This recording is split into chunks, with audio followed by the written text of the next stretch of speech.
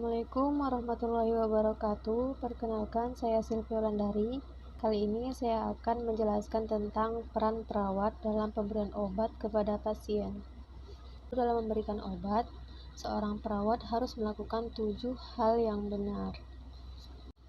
Yang pertama, benar pasien. Klien yang benar dapat dipastikan dengan memeriksa identitas klien dan meminta klien untuk menyebutkan namanya sendiri.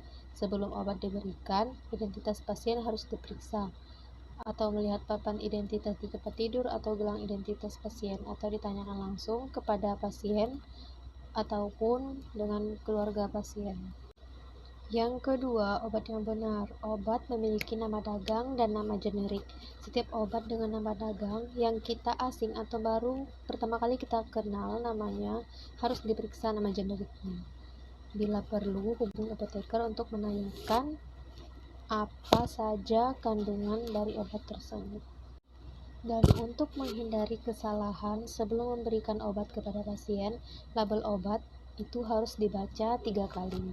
Yang pertama, pada saat melihat botol atau kemasan obat. Yang kedua, sebelum menuang atau menghisap obat. Dan yang ketiga, setelah menuang atau menghisap obat. Yang ketiga, benar dosis. Sebelum memberikan obat, perawat harus memeriksa dosisnya.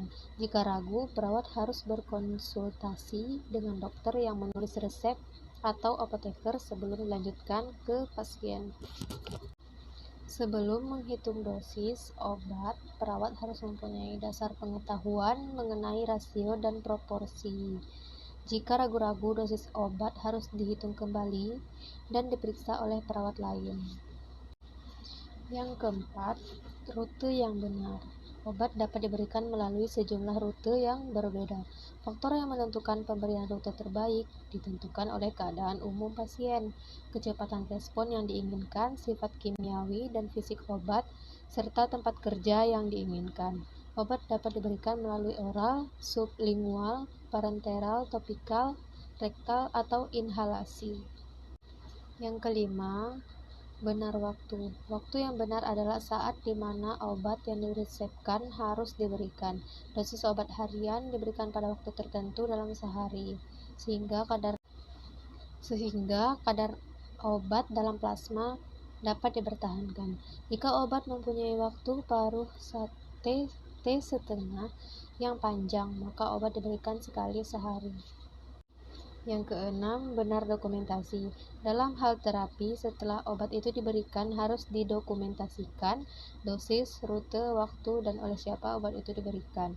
Bila pasien menolak meminum obatnya atau obat itu tidak dapat diminum oleh pasien, harus dicatat alasannya dan dilaporkan. Yang ketujuh, benar pendidikan kesehatan perihal medikasi klien. Pasien harus mendapatkan informasi yang benar tentang obat yang akan diberikan, sehingga tidak ada lagi kesalahan dalam pemberian obat. Perawat mempunyai tanggung jawab dalam melakukan pendidikan. Baiklah, sekian yang dapat saya sampaikan. Lebih dan kurangnya saya mohon maaf. Wabillahi taufiq wal hidayah. Assalamualaikum warahmatullahi wabarakatuh.